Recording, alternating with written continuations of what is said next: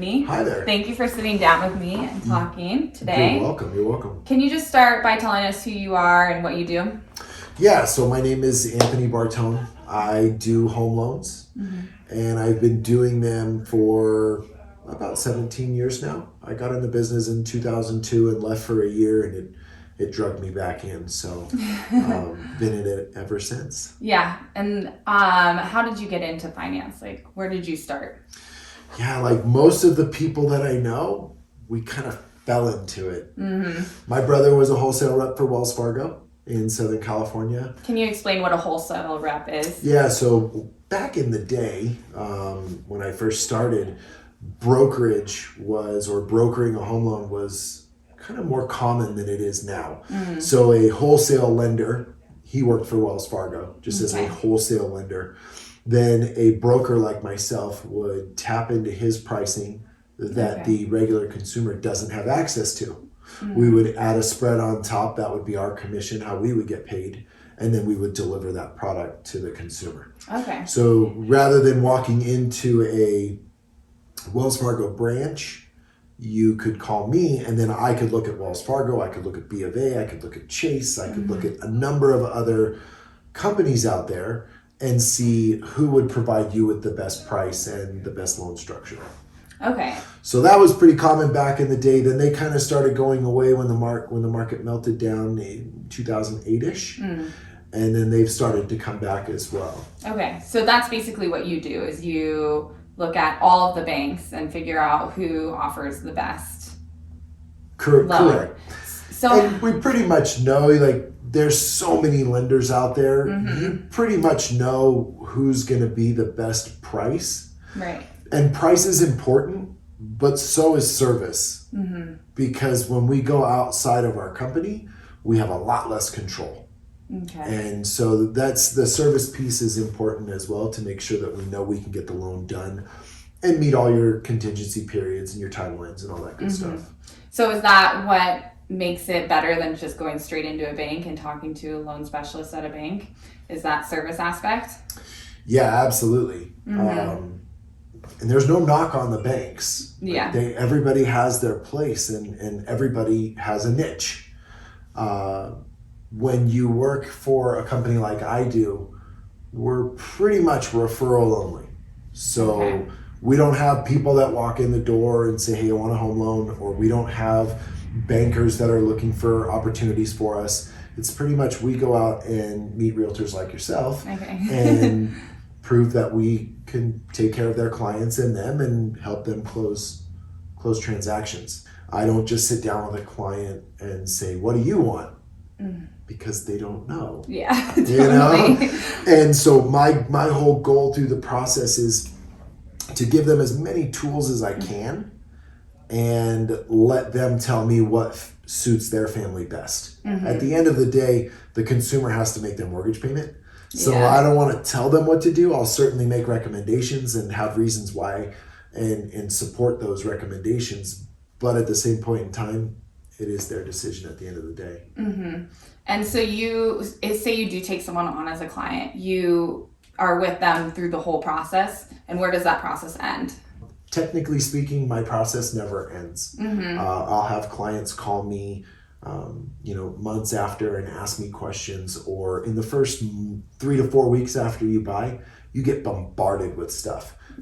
People offering you biweekly payments, people offering you insurance plans that will pay your mortgage off in the event of your untimely death. There's all kinds of stuff that comes in. It gets overwhelming. People will say, hey, you need to have a copy of your deed of trust, and it's $95. Just send us the check and we'll send it to you. Well, you already have a copy of it in your final paperwork. but some people don't know that. And so I tell everybody my job doesn't stop when they're loan funds.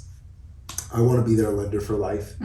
And so then even after they've funded and maybe it's a year, I'll reach out to them, check in, see how things are going, see if they have any questions, if they need anything, or during any of that time, if there's opportunities for them to maybe save money through a refinance, I would call them as well, just so that they stay up on current times and know what's going on.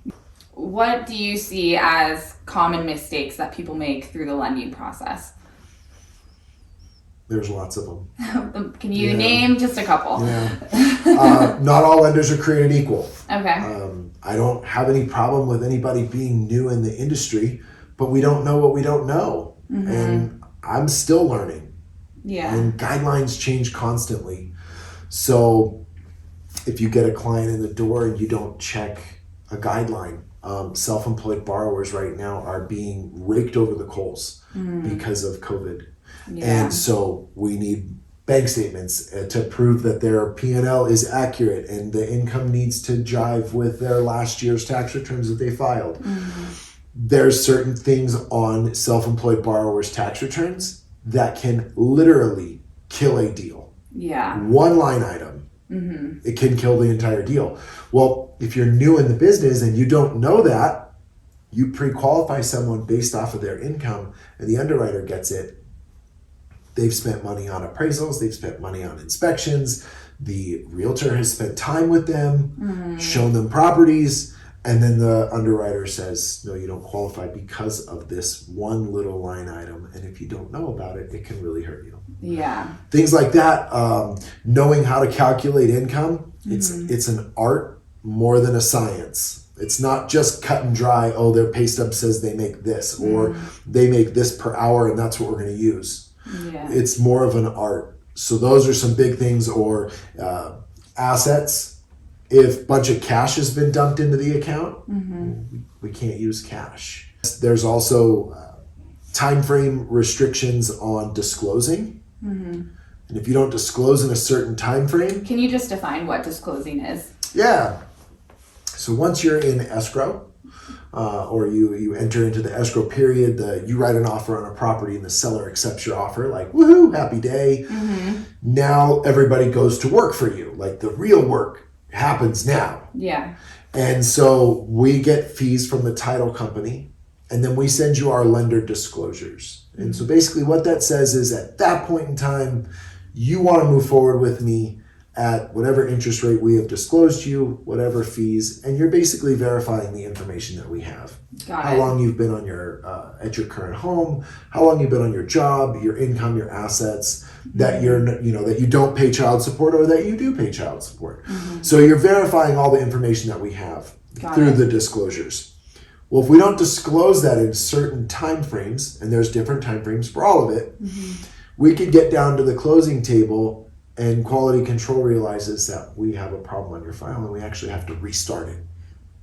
And there's no way to avoid those time frames. So if we have to, let's say our close of escrow is in 3 days and we have to restart a file because we missed a disclosure, we're literally a week late. Yeah, and then you have to file extensions. And then you're filing extensions and then the seller is trying to buy a house and those people are buying, and it's this domino effect that can just leave everybody with a sour taste. At the end of the day, what we all want is a successful transaction where the seller sells their home, the buyer buys the home, and everybody walks away happy. It sounds like it can be kind of a stressful process. Yeah, at times it is. I think that the biggest thing to think about your client's stress is in their lifetime, and this is not statistically speaking, I'm just going to throw some numbers out there. Yeah. In the average client's lifetime, they may own 5 homes from the time they're 25 to 75. Let's say it's 6 homes. You're talking about doing this transaction once every 8 years. The loan process is completely different than it was 8 years ago. Yeah. And then if you go 8 years back from there, it's like completely different, So the consumer is stressed because they don't do this every day. Right. So what my goal and what my focus is when I call someone, it's always to make sure that they understand where we are in the process. Hey, we received conditional loan approval. What does that mean? Yeah. Well, why is it conditional? What are the conditions? Do we need to do anything? Like there's nerves behind it. So instead of doing that, it's like, hey, great news. We received conditional loan approval on your file. This is a great step in the right direction. And basically what we'll do is we'll review the loan approval. We'll let you know if we need any additional documentation. Mm-hmm. Some of the stuff will be internal that we'll take care of on our own, on our end. And others will be from title or escrow or your insurance company. And then we'll get resubmitted for final sign-off and get you in to sign your docs and get you to home ownership. And it's just the presentation of it is received so much better when you're calm. Yeah, that's what I was going to say. It sounds like it's your job to be the calm person. And so that they have the space to have anxiety and get through it. And no matter how long you've been in the business, things happen. Mm-hmm. We are all human. Right. So I will do everything I can to come up with a solution before I call anybody and say, hey, we have a problem. Mm-hmm. And they're going to freak out when they hear that because, again, they don't understand. They don't know what you're talking about. Hey, we need an exception on this. What does that mean? Who does the accepting of it? Do I need to do anything else? So it's just really explaining it and giving the client the space to be wherever they are. Mm-hmm. If they're stressed, let them be stressed and just try and help guide them through it. Right. You know, the worst thing we can do is get frustrated with them because they're stressed. It's like, look, it's not a big deal. Yeah. We got this taken care of. We'll handle it for you. It's like, they don't know. Right. You know, just they don't know what they don't know. So it's our job to guide them through it. Mm-hmm. I just want to help people. I really do. And I believe that I've got a strong enough base, a solid enough base. My old loan partner was a certified financial planner in addition to be a loan officer for almost 30 years now. And so to be able to learn that side of it, it's just great to be able to give more information to our consumers, to our clients, to our friends. What would you say to someone who's looking to go into buying their first house and they're feeling like a little bit stressed about it? Well, how would that conversation go? Yeah. You know, one of the first questions that I ask people is why? You know, that's for anything. I want to be a realtor. I want to be a lender. I want to own a home. Why? Why? Because so many times we just get caught up in something for whatever reason, and that why will help a lot of people get through the stressful parts. And then it's, okay, great. Well, you know, do you want to come in and meet with me? Do you want to do a Zoom meeting? Are you okay talking on the phone? What's best for you? Do you have a significant other? Do you want them present with you? Like, what can I do? You know, what questions can I answer for you? And then they'll usually say whatever they say. And it's like, okay, great. Well, you know, let's start off with a few easy questions. I'm sure you've been looking online because even I do that. Yeah. What price range seems to be magnetic to you? Most of the time, people have a pretty good idea of where they're going to be able to qualify. And so if they say, man, the 350 to 400 seems perfect for us, that's fantastic. What kind of a monthly payment are you hoping for? And unfortunately, there's a lot of online calculators that don't show taxes and insurance. Like Zillow. And I don't know which ones don't. I'll just have people call me and they're really surprised when I tell them their payment's so much higher. And they're like, what rate are you running it at? And we'll discuss rate for a second. And then they're like, well, I ran it at that and it came back at this. No taxes, no insurance, no PMI, private mortgage insurance, which is required on any loan over 80% except for VA. Okay. So, you know, they see the numbers and so they think, wow, yeah, I can qualify for $500,000. And then they call me and there's the taxes, insurance, PMI is another $400 a month or so. And they're like, wait, what happened? Yeah. So I think that it's good to be looking online and good to have an idea of where you want to go and then talk to a lender and really narrow down, you know, what's the payment going to be? In some cases, people will be really high or really low on what they may be able to do. And so it's, you know, what do you want your payment to be? I'm still going to tell you what your max can be. You may be out and you're looking for a $400,000 home, but you do qualify for $425,000. So if you happen to see that home at $425,000 and it checks off all the boxes, do it. Right. The other thing I recommend is, and ironically enough, my wife and I have done this a couple times when we bought homes, is create a list. Do it when you and your significant other, or just you yourself, do it when you're at home, you're eating dinner, you have a clear head, there's no beautiful home in front of you with a pool that you don't need, or a 4-car garage, but it's only got 2 bedrooms. Create that list, A, B, and C. You know, your A items are going to be, we have to have 3 bedrooms. We have to have 2 bathrooms. We have to live in Minden. Those are your A items. Like, you are absolutely not going to veer off of that path whatsoever. Your B item could be, man, a half bath would be nice because our little ones are going to destroy this bathroom and we don't want our guests going in there. Right. You know, a 4th bedroom or a 3-car garage. That C item could be, a jacuzzi would be really nice. Yeah. A pool would be really nice. Yeah, totally. Because what ends up happening is we're all human and we get out there and we don't have this list and we see this gorgeous home with this beautiful pool and it's a 2-bedroom, 1.5 bath, and we could probably make it work. I mean, think about the time at the pool. It could be amazing. Totally. And then inevitably, if you go forward with that, at least in my experience, most people are like, we should have waited for a 3-bedroom. Yeah. And then just know that there's a lot of homes out there. And even though there's not a lot of homes for sale right now, in my experience, you go see a house and you fall in love with it and they don't accept your offer. It's heartbreaking. Yeah. And then a month or 2 months later, they find another house and they come back and they usually say, this house is better. Yeah. This house is going to work out better for us. And it's like, that's so awesome. But again, that's coming back to that, you know, they don't know what they don't know. And so they're like, no, this house checked all of our boxes. It was perfect. And it's like, there'll be another one. There will be another one. There will be another one. So do you only handle mortgage? I know your office is located in Gardnerville. Do you only handle Nevada mortgages or do you also handle California? So all of Nevada and all of California. Okay, awesome. Yeah. And then I do have, my old business partner has a few other states and some friends have some other states as well.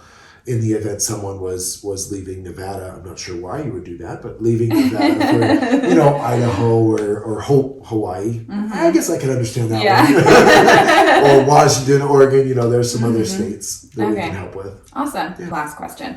What is the most important aspect of someone's finances that they should have in order before or during the time that they meet with you?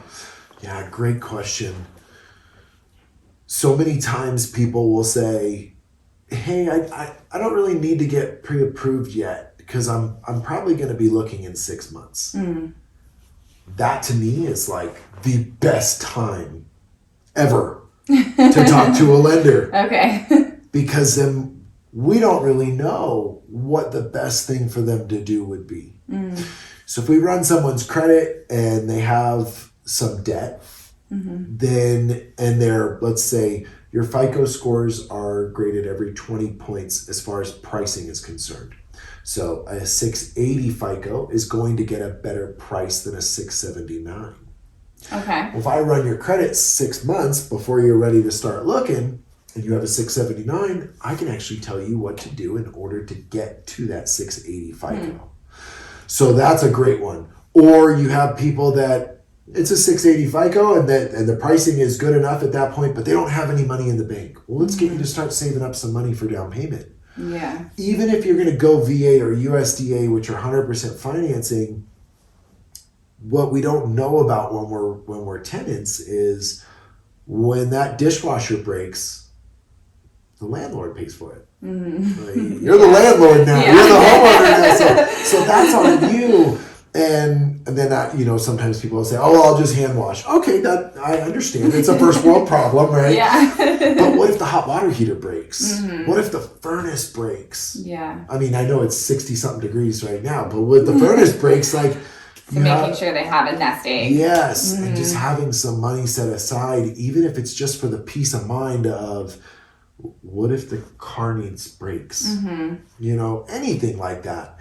And that's where the kind of the financial planning piece for me comes in and plays a bigger role. So it's a combination of everything now. It used to be if you had a great FICO score, we could figure out a way to make a loan work for you. Yeah, not anymore. Not since anymore. 2008. So now we need a good FICO score. The country averages about 700. You can go well below that. And it's going to cost you more. Yeah. But a good FICO score is important. Taxes. So the tax piece of it, if you're self-employed, that's a big one, because when we're self-employed, what we want to do is we want to take as many write-offs as we can so that we pay as little taxes as possible. And then we go to qualify for a loan and our adjusted gross income is down here because we didn't want to pay taxes. So that's definitely a balancing act. So we still need taxes on self-employed borrowers. If you're a W-2 wage earner that works, for Starbucks or something, no, we don't. We usually don't need your tax returns. Okay. You start having... But you do need pay stub information, correct? Sometimes. Sometimes? Yeah. So that'd be the conversation with them, and I don't really grind people really through the process at all, but especially in the beginning, if you're just getting pre-approved, let's get you pre-approved. Right. See where you stand. If I feel comfortable with what you've said and what you've given me, then let's just rock and roll. We can worry about that stuff later. In some cases, we may not need a pay stub or a W-2 at all because we'll get what's called a verification of employment from their employer. Okay. And they give us the income, and that's sufficient for us. So if it's someone that maybe works a lot of overtime, or they have big commission's a real big part of their income, then I'll want to see a couple of years pay stubs, the year-end pay stubs. So not 2 years worth of pay stubs, just the year-end ones, so I can see what was their commission in, say, 2019, what was their commission in 2020. And again, that's where that art piece comes in. It's not, we can't just look at 2020 and say, hey, they had a great year, we're going to use that. Or if they had a great year in 2019, but they were off in 2020, we can't average those in because our income is decreasing. So Right. So it sounds like each case is super unique, and it's hard to say this will work for one person, but sometimes it won't work for another person, correct? I think that's what keeps me, at least, coming back. Yeah, it's what makes your job fun. Yeah, because we get to deal with people, and everybody's scenario, they could both work for Starbucks. Their scenario is different. They could make the same pay at Starbucks. Their scenario is different. We're dealing with humans, so we're all different, and that's what makes the job to me so much fun. And everybody has different goals and dreams and aspirations, and it's my belief that I can help them get there faster than anybody else they talk to. Well, thank you so much for speaking with me. Yeah, you're more than welcome. I learned a lot, and I hope that other people get the same value out of this video. Awesome. How can people get in touch with you if they want to talk to you? You said you're referral based, but say someone watched this video and really wanted to get your advice. Yeah, absolutely. So cell phone number, I only have one phone number for a reason. Okay. So I always have it with me. 775-434-LOAN. Awesome. Yeah. Okay. So that's the easiest way. Email's fine. Texting, phone calls. I'm on Facebook. Awesome. You can look me up there. Yeah, and I'll put all of that information in the notes as well. Cool. Sounds good. Yeah. Thank you so much. All right. Thank you.